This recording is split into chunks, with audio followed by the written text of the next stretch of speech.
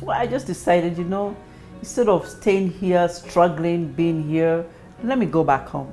Let me start it from home. Let me start something because I'm believing and I know I will make it in this industry in my homeland, Kenya. Yeah. So I came home very confident and until I landed home. What year did you come? I came back in 1990, I think it was 91 or 2. I'm not so sure, but I think it was either one of them. And when I came back home, my mother, an African lady, and she's a good mom because she took me to school and everything. And she told me, now I have finished your education, I have paid for you, the rest, you're on your own. I told her, Mom, you're not serious. And you're not going to give me at least some money to start the business. Did I not tell you? You're on your own. So I was like, hey, this will be a challenge. So anyway, I looked at it, okay, it's a challenge, but we had already spoken with a designer in Europe who was Kenyan, who was to come back home. So we decided we'll start the business together. So our first business was called Kolana. Which we got it from the word collezioni. Collezioni was magazines that were sold a lot in Europe about fashion. But we decided, let's call it Kolana. Yeah? And we started it and we were downtown. I started from Fungano Street. In fact, it was her place where it's called Tea Room. Tea Room. How can I forget Tea Room? That's where we started, and we had a basement and we had machinery and all those sort of things, and we didn't even know how to look for tailors. How did you get the machinery? There's some money you had saved?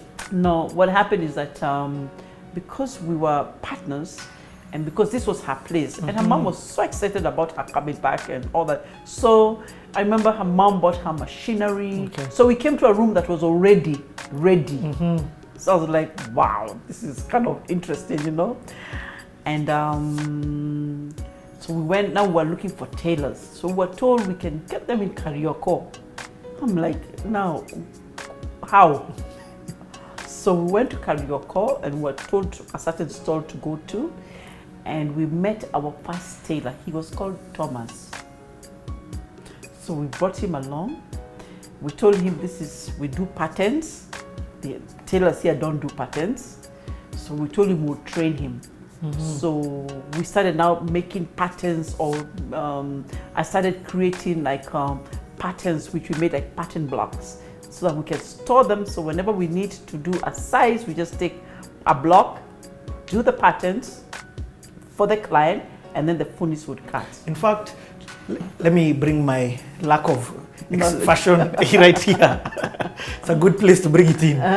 What is a pattern? Okay. Because I've put a picture of it right now. This is how it looks, but what is it? A pattern we call it, is a two-dimensional way of looking at a garment on a flat surface. Yeah.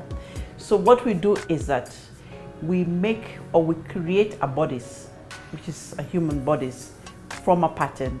We should have what we call a center front or center back, an armhole, and a shoulder.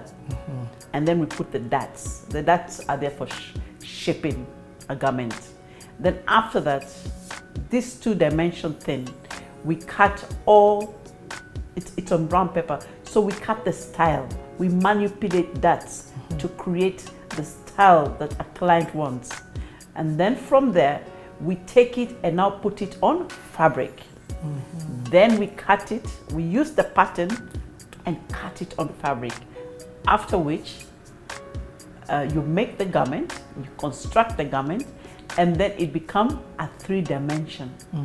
So now you sit on a full body, the 3-dimension in a human body. Okay. The front, the back, and the sides. Thank you for taking me to class. Yes. Okay, so you taught him now how this process that you just explained.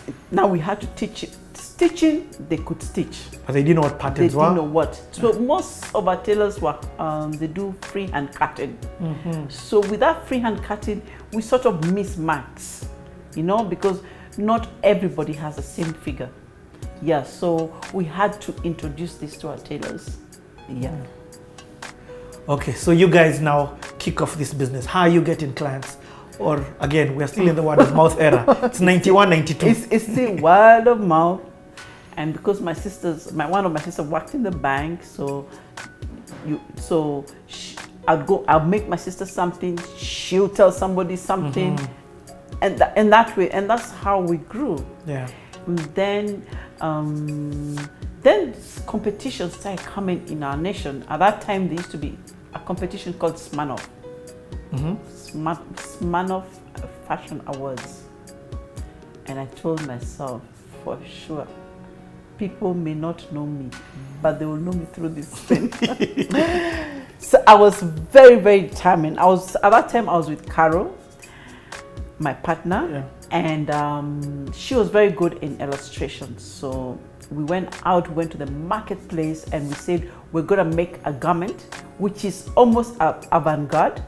So we're going to use unconventional material with conventional materials and come up with something that will wow people. I never slept. I tell you, I used to go fit the model, come back, even as late as 9 o'clock, and then go home. And on the day of the day of the Smirnoff competition. So what was the competition about? It was a fashion design competition? It was a fashion design competition. So what they will do is that they will bring in a designer from outside. Oh, okay. Yeah, who would come and judge the show. So on that night, the day of the show, so everybody's seated, we're all sitting, and they talk about Smirnoff and what it is that they're doing. And the guest judge is called, whatever it is, she speaks, and then the people start showing their collection. So we had the student category and the professional category, and of course we fell under the professional. Yeah.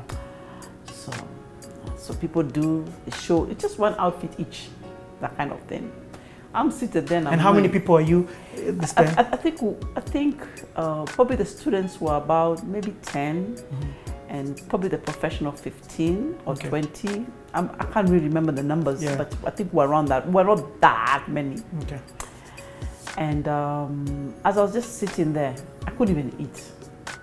I just wanted to win. I just wanted to. That's what was going in my mind. That was in 1993. What? I'll never forget. And when they called number 3 professional, number 2, and I was already standing before they had even mentioned my name. I knew I was the winner. And were you? I was. Oh, I thought this story would have a sad ending. And I remember when they were interviewing me, because I was very shy. I was a very shy and timid girl, especially in front of cameras. And even talking to people, I don't know, I was very timid. I was very, very shy.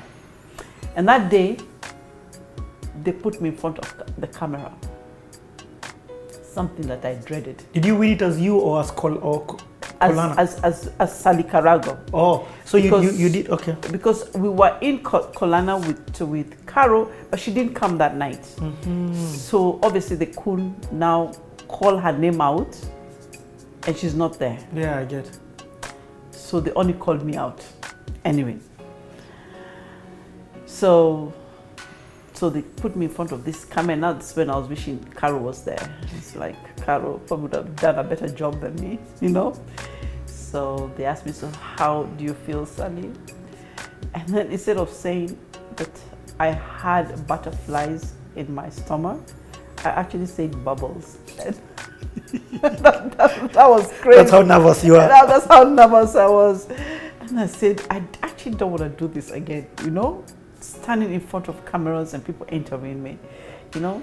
So, but it must have felt good to win. But of course, and I got 80,000 shillings. Whoa! We got 80,000 shillings. Then, yeah. That's a lot of money. That was some good prize money. In fact, it was the month that I got married. So I got married on the 14th of September, and that show was like on the 6th of August, and my wedding was like 14th of August. So it was so close. Yeah. So I always say it was always a gift to my wedding. It's a good thing for your husband you won. Yeah. At that time I was Salima Sharia. And then on the 14th I became Sally Karago. Yes. Yes. Okay, so what happens? Does that open apart? Oh no, actually it does open doors because it gives you 80,000. But then beyond that, does that now make people start coming to you? Because okay, in fact, even before that, how is the landscape in Kenya for fashion designers? At that time, Yeah, there was no landscape for fashion designers. let's just make it that clear. Yeah. That clear. And people had not. There were no brand names. The only person that I can say who was still there was Little Red, and Little Red obviously buy clothes from other retailers overseas, but there was no major fashion house or fashion designer at that time. I can only say maybe Sue Moriah, because she came in first as a fashion designer and she had just come in from America and she had started something. So she's the only other person that I knew when I came back. So the grounds were very dry and it was hard. It was hard, even for myself. I didn't think we were like that behind in Kenya. Even to buy a magazine, there was nowhere to buy a magazine.